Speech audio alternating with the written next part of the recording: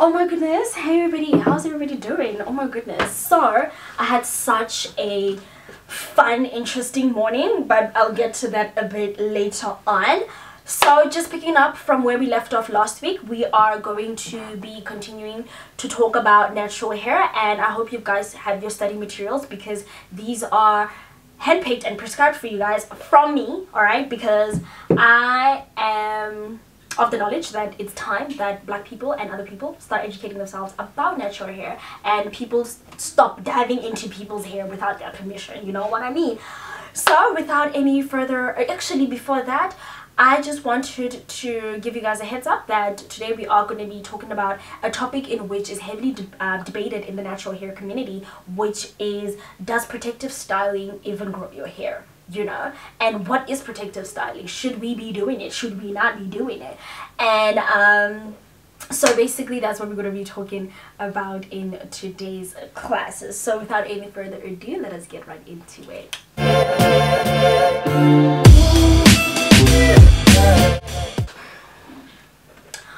Alright, so the first textbook we are going to be using is Thank God I Am Natural, and we're just going to turn to page 7 to get the definition of what protective styling means, and that basically reads as: protective style is a style that tucks the ends of your hair away from being exposed to damaging agents such as the sun, heat, and constant manipulation.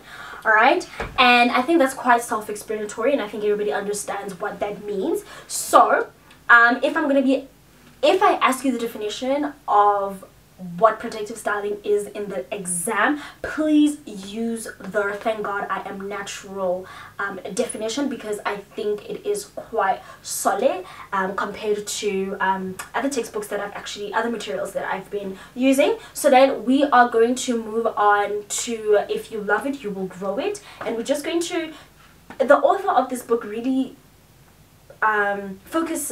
dedicates an entire chapter on what protective styling is and the benefits of it, which is exactly what we're going to be discussing. Please turn to chapter 7, page 42. And she immediately goes in and talks about, you guys can read the rest of the paragraphs. I'm just going to be discussing the important things, which will be questions in the exam. I hope you guys are taking note, as I'm not going to be giving you guys a scope.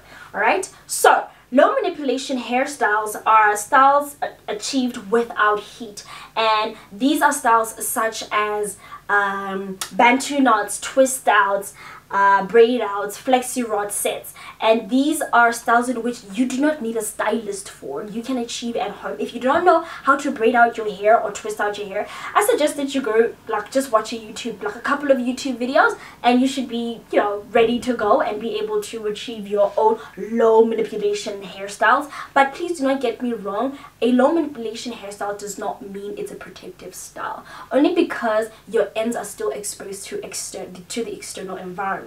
Now, she says a protective style is when your hair is protected from external environment, such as buns. I mean, when your hair is in a bun, you can always just undo it and do it and undo it and do it, which kind of defeats the purpose of a protective style. However, I agree with braids and cornrows and any other kind of braids, because we know we get different kinds. You get box braids, and then you also get like what I have on now, which is faux locks. And again, my ends are very much protected and not exposed to anything really.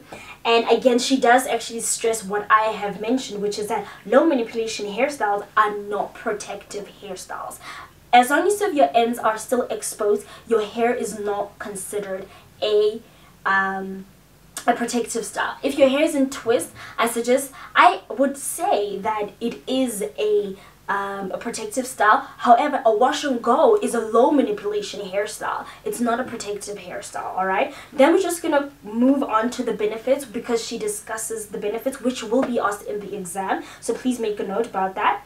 She says the benefits of having a protective style is that protective styles are low maintenance and require very, very less manipulation, and I think I just explained that. So, and then she continues to discuss the second benefit, which is how if your protective style is done correctly and taken care of correctly, it can actually retain your length. You can actually retain about half an inch to an inch of hair if your protective style is done correctly. Then the third reason is that the benefits of having a protective style is that it basically protects your hair from breaking. And again, I'm going to stress the fact that if you are continuing to moisturize your hair religiously, then yes, your hair will not break as much had it been in a low manipulation hairstyle, for example. And then the other thing that we all absolutely love is that protective styling literally saves you a ton amount of time. And I know this, trust you me, when I have these babies on, I just put them up, put them down, put them up, moisturize, put them back up again, and I don't have to worry about anything. I don't have to be washing my hair every 2 weeks and stuff like that. I'm taking a break from my hair basically for a month or two, which is another thing that I personally want to add on. It's not in the textbook. This is just a personal suggestion and recommendation, is that please do not leave your hair in a protective style for more than 2 months. You will suffer from breakage for one, especially if you're not going to be moisturizing your hair, and product buildup, and your hair will actually start to stink. Like, that's not, I'm not going to shy away from that. Your hair is going to stink. So please flip the page to page 42, where we discuss the disadvantages of having a protective style installed. And the first one is that some protective styles require for you to actually use heat in order for your hair not to be as coily, but just a bit straight, to be blown out basically. And sometimes your hairstylist be putting that hair dryer on high, and my only issue is that that actually defeats the whole purpose of protective styling, which is preventing your hair from breaking. And heat breaks your hair because it makes it fragile, it makes it brittle, you know. And then you're gonna put damaged hair, already damaged from the heat, into a protective style. And then when you take down your protective style, you have lost about 2 inches, and then you're screaming, oh my gosh, TD, why is my hair breaking? And I'm just like, honey, your hair's breaking because you probably used heat before, and you were probably not moisturizing correctly, and you didn't even use a heat protector, so sit your ass down, you know. And then the second reason of why protective styling is not such a good idea is because it actually places a lot of tension onto your hair follicles. And what I mean by that is that you stress your hair follicles and you stress your edges. So right over here, and the kitchen is the back of your hair, basically the hair that's there at the back. And then some of you guys actually do suffer from breakage from the back of in the kitchen basically. And that is, excuse me sir, hello, you are being disruptive to my class, because I'm talking to the other students and you're talking and my attention keeps going to you. So I'm going to need you to actually please keep it down. You know what? You can actually leave if you want. Alright? You do not have to be in my class. You chose this module. I didn't ask you to join my class. You are more than welcome to leave.